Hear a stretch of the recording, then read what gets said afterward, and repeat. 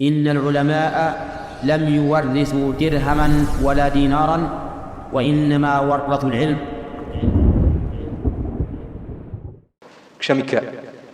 ക്ഷമ ഈ മൂന്ന് കാര്യത്തിലും ആവശ്യമാണ്. ദീൻ പഠിക്കാൻ ക്ഷമ വേണം, അമൽ ചെയ്യാൻ ക്ഷമ വേണം, ദഅവത്ത് ചെയ്യാനും ക്ഷമ വേണം.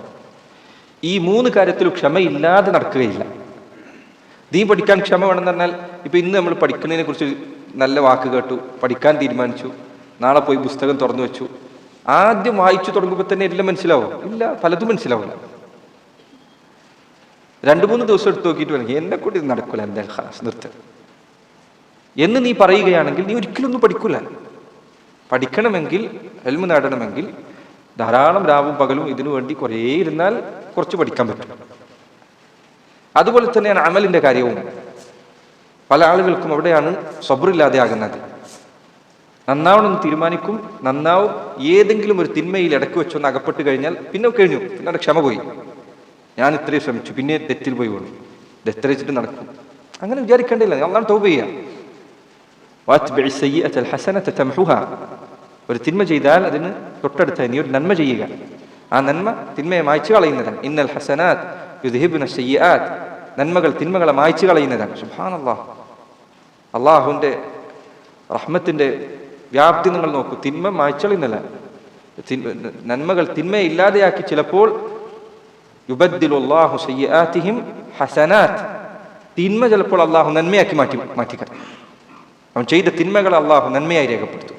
അവന്റെ തൗബ ശക്തമായി കഴിഞ്ഞാൽ, സൽക്കർമ്മങ്ങൾ അധികരിപ്പിച്ചു, തിന്മ അള്ളാഹു നന്മയായി. സുബ്ഹാനല്ലാഹ്, എത്ര വലിയ റഹ്മത്താണത്. ചെയ്ത തിന്മ പിന്നീട് നന്മയായി മാറും അള്ളാഹുവിന്റെ അടുക്കൽ. അപ്പൊ സബ്ർ വേണം. ദഅവത്തിന്റെ കാര്യത്തിൽ സബ്ർ വേണം. നീ ദഅവത്ത് ചെയ്യാനിറങ്ങിയാൽ നിന്റെ അഭിമാന ആളുകൾ, ചില പണ്ഡിതന്മാർ രേഖപ്പെടുത്തിയാണ്, ദഅവത്തിനാൾ ഇറങ്ങുന്നുണ്ടോ അവന്റെ അഭിമാനത്തിൽ നിന്നൊരു പങ്ക് ജനങ്ങൾ കയ്യേറുമെന്ന ഉറപ്പോടുകൂടി ഇറങ്ങാൻ പാടില്ല.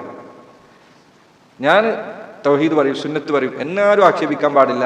ആരെങ്കിലും എവിടെ എന്തെങ്കിലും കമന്റ് ചെയ്താൽ അതിന് മറുപടി, അയാളടുത്ത് കേസ്, ഇപ്പുറത്ത് പ്രശ്നം, ഒരാവശ്യമില്ല. കാരണം നിന്റെ അഭിമാനം എന്തായാലും ദഅവത്തിൽ നീ ഇറങ്ങിയോ എന്തായാലും നിന്റെ അഭിമാനം നഷ്ടപ്പെടും. അഭിമാനം മാത്രമല്ല, ചിലപ്പോൾ നിന്റെ സമ്പത്ത് നീ എടുത്തു കൊടുക്കേണ്ടി വരും. ദഅവത്തിന് ഇറങ്ങുമ്പോൾ സഹോദരങ്ങളൊക്കെ ചിലപ്പോൾ വേണ്ടി വരും.